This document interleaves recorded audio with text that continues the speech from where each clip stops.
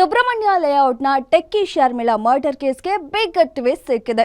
Just 18 ವರ್ಷದ ಕೊಲೆ ಆರೋಪಿ ಇದೀಗ ಕಾಕಿ ಕೈಗೆ ತಗಲಾಕೊಂಡಿದ್ದಾನೆ. ಇನ್ನು ಕೊಲೆ ನಡೆದಿದ್ದು ಹೇಗೆ, ಆ ಹುಡುಗ ಯಾರು, ಕೊಲೆಗೆ ಕಾರಣ ಏನು ಅಂತ ಗೊತ್ತಾದ್ರೆ ನೀವು ನಿಜಕ್ಕೂ ಶಾಕ್ ಆಗ್ತೀರಾ. ಪೊಲೀಸರ ತನಿಖೆಯಲ್ಲಿ ಬೆಳಕಿಗೆ ಬಂದ ಸತ್ಯ ಏನು, ಈ ಸ್ಟೋರಿ ನೋಡಿ.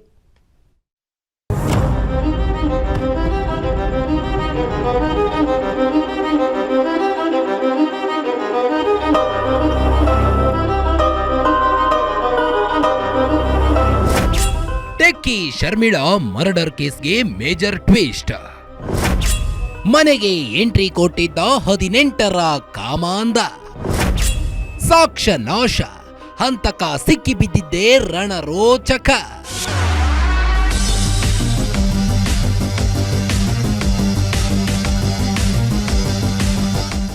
ಎಸ್, ಬೆಂಗಳೂರಿನ ಸುಬ್ರಹ್ಮಣ್ಯ ಲೇಔಟ್ನಲ್ಲಿ ಟೆಕ್ಕಿ ಶರ್ಮಿಳಾ ಅನುಮಾನಾಸ್ಪದವಾಗಿ ಸಾವನ್ನಪ್ಪಿದ್ಲು.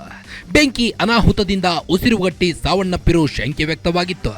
ಆದರೂ ಬೆಂಕಿ ಹೇಗೆ ಕಾಣಿಸಿತು? ಶರ್ಮಿಳಾ ಸಾವಿಗೆ ಅಸಲಿ ಕಾರಣ ಹುಡುಕುತ್ತಾ ಹೋದವರಿಗೆ ಸಿಕ್ಕಿ ಬಿದ್ದಿದ್ದು 18ರ ಹುಡುಗ. ಇವನ ಹೆಸರು ಕರ್ನಲ್ ಕುರೈ. ಇನ್ನು ಸೆಕೆಂಡ್ PU ಸೈನ್ಸ್ ಓದುತ್ತಿದ್ದ. ಕಾಲೇಜಿಗೆ ಹೋಗಿ ಬರ್ತಿದ್ದವನಿಗೆ 34ರ ಶರ್ಮಿಳಾ ಮೇಲೆ ಕಾಮದ ಕಣ್ಣು ಬಿದ್ದಿತ್ತು. ಎದುರು ಬದುರು ಸಿಕ್ಕಾಗ ಸಿಂಪಲ್ ಆಗಿ ಸ್ಮೈಲ್ ಕೊಡ್ತಿದ್ದ ಅಷ್ಟೇ. ಆದರೆ ಜನವರಿ 3ರಂದು ಈತ ಮಾಡಿದ ನೀಚ ಕೆಲಸಕ್ಕೆ ಅಮಾಯಕ ಟೆಕ್ಕಿ ಶರ್ಮಿಳಾ ಮಸನ ಸೇರಿದ್ಲು. ತುಂಬ ಡಿಸೆಂಟ್ ಹುಡುಗ ಇದ್ದ. ಅವನು ಪಡಾಯಿತು, ಕಾಲೇಜ್ಗೆ ಹೋಗಿ ಬರ್ತಿದ್ದ. ಇಲ್ಲೇ ಒಂದು ಕಾಲೇಜಲ್ಲಿ ಓದ್ತಾ ಇದ್ದ. ಸೊ ಸಿಂಗಲ್ ಪೇರೆಂಟ್ ಇದ್ರು ಪಾಪ ಅವರು. ತುಂಬ ಚೆನ್ನಾಗಿ ಓದ್ತಿದ್ದ. ಸೊ ತುಂಬ ಡಿಸೆಂಟ್ ಇದ್ದ ಹುಡುಗ. ಸೊ ಈ ಥರ ನಮಗೆ ಕೇಳಿ ಈಗ ಜಸ್ಟ್ ಇವತ್ತೇ ಗೊತ್ತಾಯ್ತು ನಮಗೆ. ಸೊ ಮಾರ್ನಿಂಗ್ ನೀವು ಯಾವ ಮೀಡಿಯಾ ಎಲ್ಲ ಬಂದ್ರಲ್ವಾ, ಸೊ ನಮಗೆ ಆಗ ಗೊತ್ತಾಯ್ತು. ಸೊ ಇದು ಈ ಥರ ಮಾಡ್ಬೋದಾ ಹುಡುಗ ಅಂದ್ಕೊಂಡು ನಮಗೂ ಶಾಕಿಂಗ್ ಆಯ್ತು ಆ್ಯಕ್ಚುಲಿ. ಇಲ್ಲ, ತುಂಬ ಡಿಸೆಂಟ್ ಆಗಿದ್ದ. ನಾವು ಮಾತಾಡ್ಸ್ತಿದ್ವಲ್ವಾ, ಯಾಕಂದರೆ ಗ್ರೌಂಡ್ ಫ್ಲೋರಲ್ಲೇ ಇದ್ದಿದ್ದಾವ. ಸೊ ಜಾಸ್ತಿ ಅಷ್ಟೊಂದು ಮಾತಾಡ್ತಿರ್ಲಿಲ್ಲ, ಬಟ್ ತುಂಬ ಡಿಸೆಂಟಾಗಿ ಮಾತಾಡ್ತಿದ್ದ. ಏನಾದರೂ ಕೇಳಿದ್ರೆ ತುಂಬ ರೆಸ್ಪಾನ್ಸ್ ಮಾಡೋದಾಗಲಿ ತುಂಬ ನೀಟಾಗಿ ರೆಸ್ಪಾನ್ಸ್ ಮಾಡ್ತಿದ್ದ. ಸೊ ಚೆನ್ನಾಗಿ, ಸೊ ತುಂಬ ಡಿಸೆಂಟ್ ಇದ್ದ. ಮತ್ತು ಆಲ್ರೆಡಿ ಎಕ್ಸಾಮ್ಸ್ ಬೇರೆ ಇದೆ. ಸೊ ಸೆಕೆಂಡ್ PUC ಓದ್ತಾ ಇದ್ದ ಅನ್ಸುತ್ತೆ ಹುಡುಗ.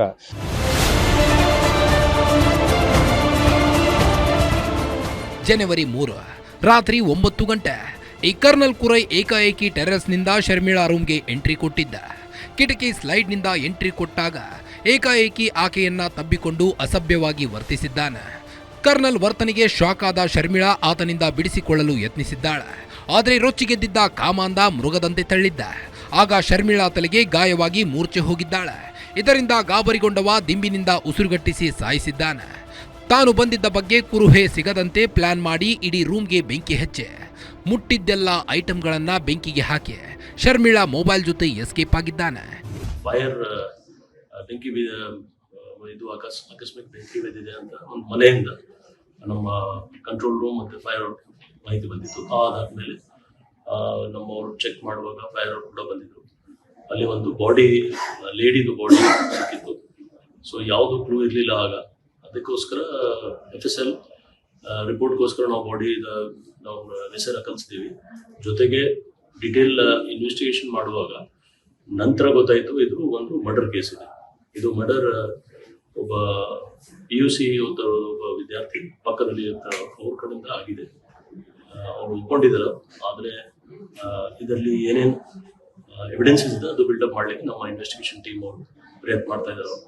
ಸೊ ಇದು ಒಂದು ಇನಿಷಿಯಲ್ ನಾವು UDR ಅಂದರೆ ಸಸ್ಪಿಷಿಯಸ್ ಡೆತ್ ಅಂತ ತಗೊಂಡಿದ್ವಿ.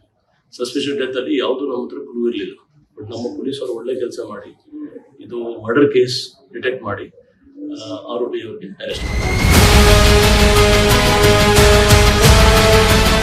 ಎಷ್ಟೇ ಬುದ್ಧಿವಂತನಾದರೂ ತಪ್ಪು ಮಾಡಿದಾಗ ಒಂದು ಸಣ್ಣ ಸುಳಿವು ಇದ್ದೇ ಇರುತ್ತೆ.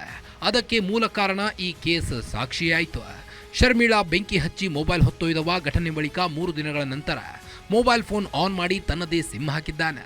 ಫೋನ್ ಟ್ರೇಸ್ ಮಾಡ್ತಿದ್ದ ಕಾಕಿ ಟೀಮ್ಗೆ ಶರ್ಮಿಳಾ ಪಕ್ಕದ ಮನೆಯ ಟ್ರೇಸ್ ಆಗಿದೆ. ಕೂಡಲೇ ಸ್ಥಳಕ್ಕೆ ಬಂದ ಪೊಲೀಸರು ಹಂತಕನಿಗೆ ಕೋಳ ಹಾಕಿದ್ದಾರೆ.